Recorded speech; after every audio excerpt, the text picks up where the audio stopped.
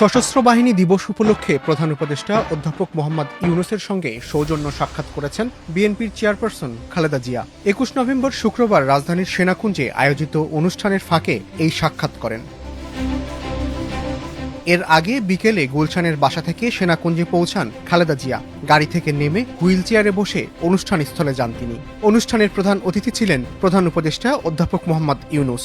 খালেদা জিয়া সেনাকুঞ্জে পৌঁছানোর পর প্রধান উপদেষ্টা মোহাম্মদ ইউনূসের সঙ্গে একান্তে কয়েক মিনিট কথা বলেন। পরে তারা অনুষ্ঠান স্থলে যান। সেখানে প্রধান উপদেষ্টা ও খালেদা জিয়াকে হাসি মুখে কথা বলতে দেখা যায়।